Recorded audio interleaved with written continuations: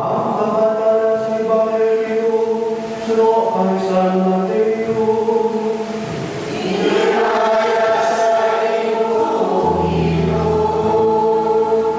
Sa among araw, nagwa si Jesus sa walay, at nagkadto sa igat ng linaw. Halagpungko siya nito sa pagpalundot. Tulad siya nitipunan siya sa damo ng mga tao. Nagsakan siya sa kaya halagpungko ito, tamang ang mga tao na nagtindog sa igat ng linaw. Madamo ang marutang isudlo ni Jesus sa nila, paaging sa mga kalakilan, sa subong sinis. May kakatawa na lahat sa pagkabong. Sa pagkabong niya sa hindi, ang iba na upak sa dalan, at pispis na dapo ang natuka sinis. Ang iba na upak sa patuloy ni Lubog sa inyong paulamang ang buka. Sa wala na nabugay, nagpulbog ang hindi, tungkol ni Kadabaw ang buka. Sa punto na naglaw, nalayo ang pakulatungkol sa hindi, at tungkol kay hindi Kadabaw ang gawang sili, ang tanong madali na nalayo. Ang iba na hindi natupak sa tanumon, natubo na lumos ang tanong. Pero ang iba na hindi natupak sa manununa, kalagpakungan, ang iba sili nagpatupas ng kahagatos, ang iba na sinta, kapilot, at ang iba laita. Jesus na sabat sa ila at sa ila. Ang pagdibalo sa tinago sa pinarihan na langit pinahangkat sa inyo o hindi sa ila.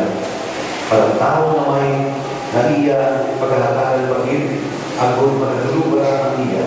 Pero ang wala sa iya sa lutay na sa iya, kuhaon pa.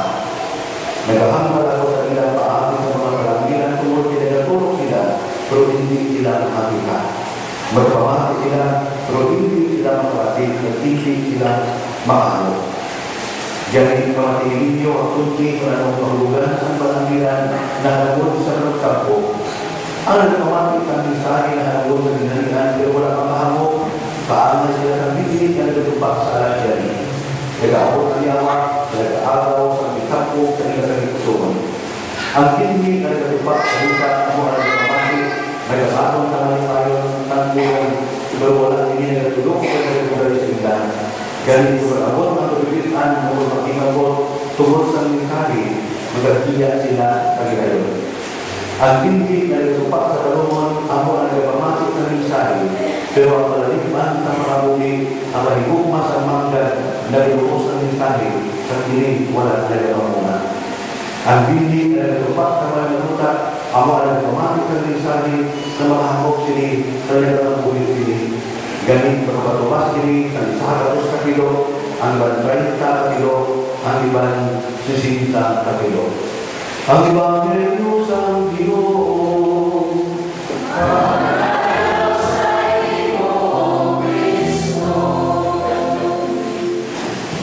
Una, nagtamyaw kita, nag-acknowledge kita sa akong mga listeners, sa akong dinatos na mga viewers, paano sa akong radio, URL, 1035 kHz, radio in-band, www.url.blogspot.com, www.ustream.tv St. Teres Parish.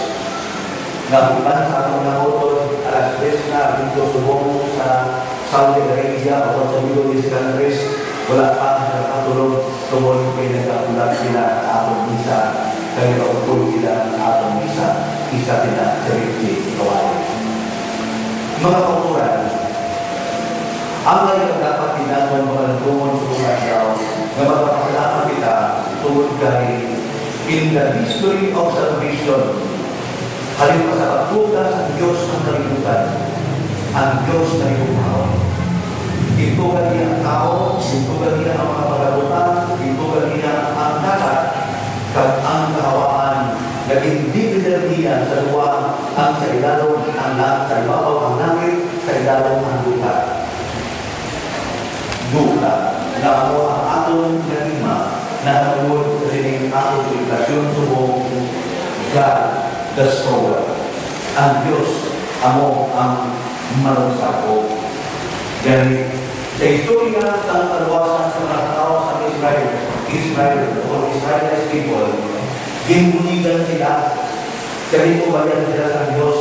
Agod makagwa sila sa Diyos sa loob sa pangulipon sa ila ni Paraon, sa loob sa Egypto.